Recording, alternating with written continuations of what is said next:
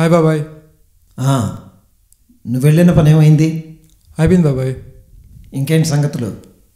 ఏముంది బాబాయ్. అవును, ఈసారి ఓటెవరికి వేస్తున్నాను బాబాయ్? ఎవరికి వేసినా మనకు వచ్చేదేముంది, పోయేదేముంది. ఇదే వ్యాపారం, అదే సంసారం.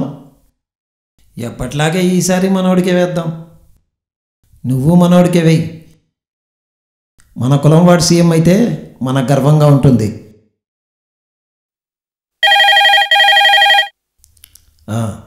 పంపించు. సార్ నమస్తే సార్. నీ పేరేంటి బాబు?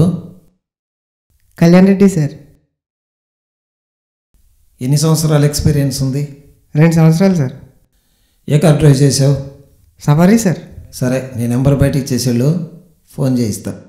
సరే సార్, ఉంటాను సార్. ఓకే. డ్రైవరా బాబాయ్? ఎప్పుడు నుంచి జాయిన్ అవుతున్నాడు? వాడికి ఎక్స్పీరియన్స్ లేదు కదరా.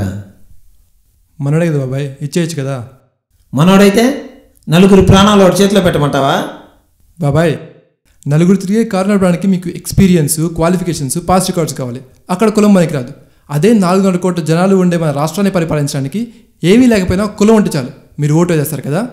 మన మతం, మన కులం అని ఓటు వేసినా, అడుక్కు తినే వాళ్ళ డబ్బు తీసుకొని ఓటు వేసినా, ఇప్పటికే దారుణంగా ఉన్న మన దేశ పరిస్థితి ఇంకా దరిద్రంగా తయారవుతుంది. అలాంటి ఓట్ల వల్ల కొన్ని తరాలు నష్టపోతున్నాయి. సో లెట్స్ బీ రెస్పాన్సిబుల్ బాబాయ్. Let's not vote for money, caste or religion. Let's vote for development. Let's vote for best administration.